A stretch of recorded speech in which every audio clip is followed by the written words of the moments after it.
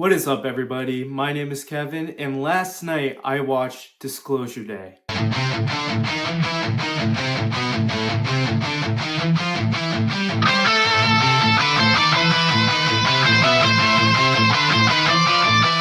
Disclosure Day was one of my most anticipated movies of this year, just because of Steven Spielberg. He's one of my favorite directors of all time. Jurassic Park is one of my favorite movies of all time, and everything that I got from these trailers, it really looked like old school Spielberg, where even if it had aliens involved, it really looked like a lot of fun, a lot of intrigue, a lot of mystery, and I think it was relevant storytelling to talk about how media and even corporations, they hide a lot of information from us, and how we, the people, decide when that information is spread and how we just communicate information with one another. I think that is a really important topic to talk about. But honestly, I was pretty disappointed by this movie. I think there's a lot of good and there's a lot of bad, but I think it's just best that we get into this review and we see how we feel about it.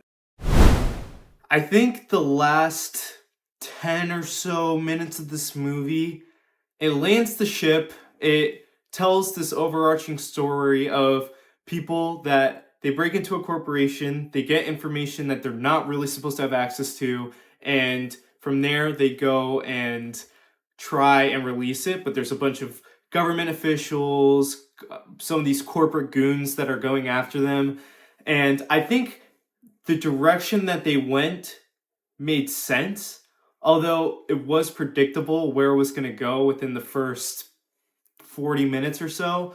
But I think the way they ended it, and I'm not going to throw any spoilers here, but it makes sense. I think it was justified in how they handled, the main characters handled this situation, and just the reactions of just an everyday citizen to all these events occurring. It seems pretty realistic to me. I do think it dragged on a little bit too long, but I do think it was a good sort of ending to everything that was happening. Overall, I didn't have too many good or great things to talk about for this movie. I don't think it was really well executed in any sort of direction. So I'm just going to go into my negative thoughts from here on out. So when talking about the negatives, I was extremely disappointed by this movie. I think it is a cool just direction to take where there's just a bunch of alien stuff going on. The Area 51 conspiracies are true in a sense, and you find out very early on in this movie. It's called Disclosure Day, but they disclose to you what's happening in the first 10 or so minutes, which I'm fine with doing that. I think that was the smart way to go. I think everyone knew that this movie was about aliens, so you see it in the trailers, you understand that there's a bunch of stuff going on with aliens.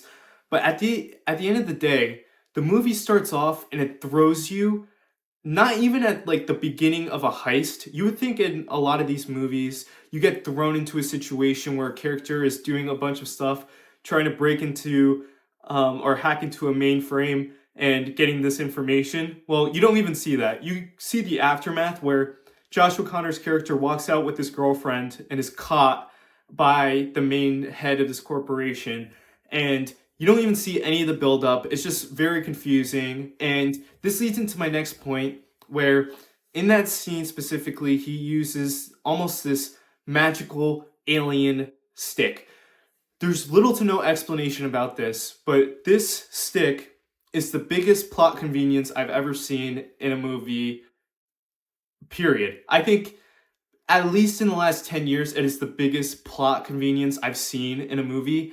This magical wand alien thing, I understand we don't know alien technology, we don't know how advanced it can be, but somehow, whenever we needed this alien magic wand to get us out of a situation, it did.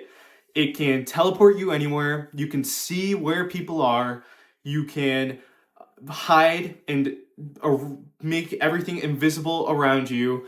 It is just so unbelievably overpowered, and it takes all the stakes out of the movie when you know you have this magical wand stick thing that is just nothing. It there is no explanation for what it is. All you know is it doesn't come from Earth.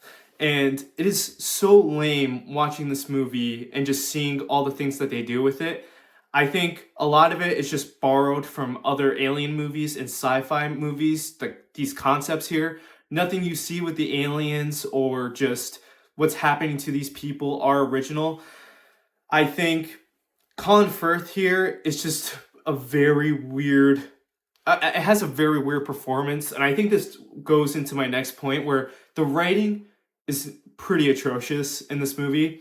Emily Blunt's character is summed up to just a bunch of crying and just making a lot of throat clicking noises. And her character is pretty annoying in this movie. You would think by the 40 minutes she would understand, okay, I have these abilities that were gifted to me. I need to stop being so annoying about it, to be honest. I think overall, this story is completely inoffensive for what it's trying to say. The theme here is empathy, caring for other people, being fine with just aliens, and just people having to accept that aliens are a thing. There's a lot of religious questions asked here, and I've seen some criticisms thrown that it's only talking about Christianity. I'm not gonna go too deep into that, but as a Christian, I didn't think it was terribly offensive what it was asking. I think they handled it sort of well. I would have imagined that there was other religions that should have also been questioning this, so I think it's a little weird that it was just Christianity. But the questions of how we would react to just other aliens and if God would also love the aliens too, I think that's an interesting question to ask. How people would react after just believing in one God, one superior being, and we have a bunch of aliens in different forms of life. I think that is a sort of interesting question to be asking as well. But again, it doesn't go anywhere. This movie ponders for 2 hours and 30 minutes. It doesn't do much with its material. The amount of time you actually see aliens in this movie is very minuscule as well. I don't think you needed to see aliens for 30 minutes of this runtime, but when you actually do get to see the aliens towards the end of this movie, I'm gonna get into spoiler territory now, just as a warning. This is where we get to see most of the alien stuff. It's just a bunch of footage of Area 51 film and just aliens being with humans for a while, from years ago with President Nixon. And again, I think that's fine. This scene just drags on way too long. And let's just talk about it. When they cart the alien out, right, and Josh O'Connor and Emily Blunt, they look and they try to see what it is. I swear that I thought this was E.T.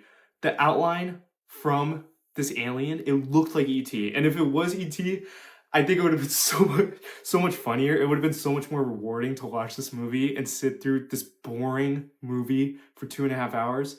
But instead, it's some alien that you can't even see. I think this is the worst shot of the film. It is way too bright. You can't even grasp what you're looking at. And he whispers to Josh O'Connor's character, and by this time, you're kind of interested. This is one of the most interesting parts of the movie, and it ends off on just a listen. I think that is atrocious. I think that shouldn't have been the ending, even though the ending went into the direction that I thought it was. That actual ending, though, listen, is horrible. You just ended it on what was mildly compelling. I think it's just kind of ridiculous. The themes of empathy, I think it was an important story to tell, but it beats you over the head with it 20 minutes in. You almost feel like the character played by Coleman Domingo is just Steven Spielberg just talking and being extremely preachy. He's so preachy in this movie, and he's telling you exactly what this movie is about every single time he talks. So overall, this movie, it has action set pieces. They don't make sense. There's a bunch of logic issues as well with them. Josh O'Connor's character has to steal a car and somehow maneuver his way around 50 cops, and no one hears him or recognizes him. And when he goes in the car, he finds car keys to magically start the car. That makes no sense to me. That is just awful. And when the cops are chasing after them in that same exact car, they decide that they're about to go over a cliff.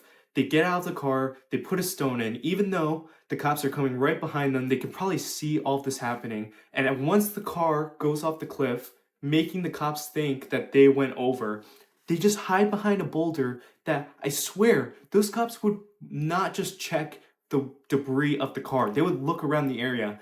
But no, they're just hiding behind a small to medium boulder, and no, they don't get caught. So that's ridiculous.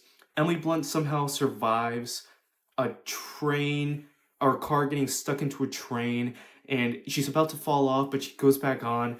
The action is nothing new here. It feels out of place and it's super boring. There's no stakes because, again, when I was saying the magical wand, you could have expected the magical wand to save them in these situations.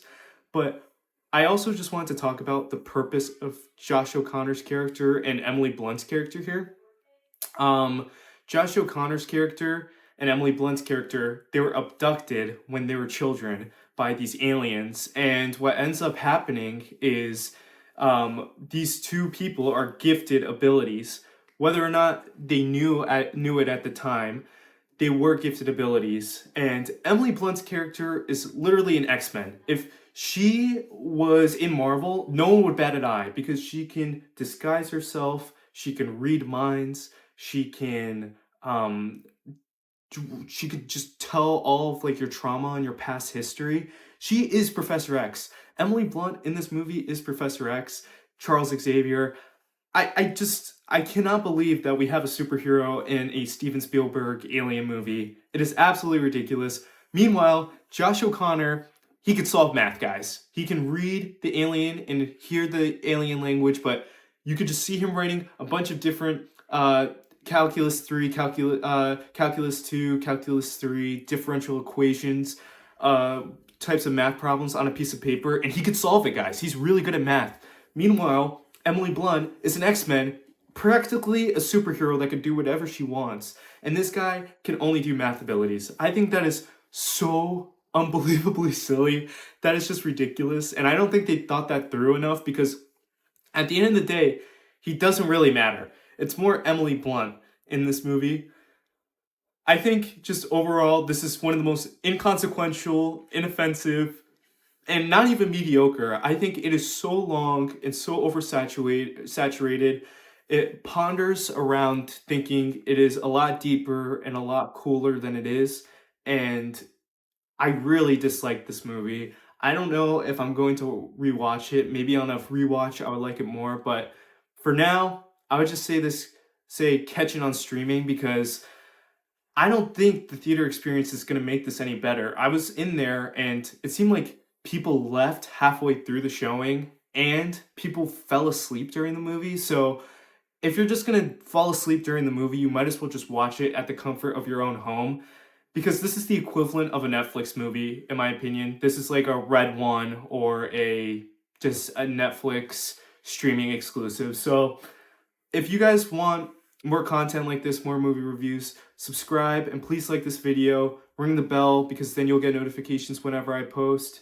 But again, I'm really disappointed by this movie, and if you guys go watch it, please let me know what you think. I'll see you next time. Goodbye.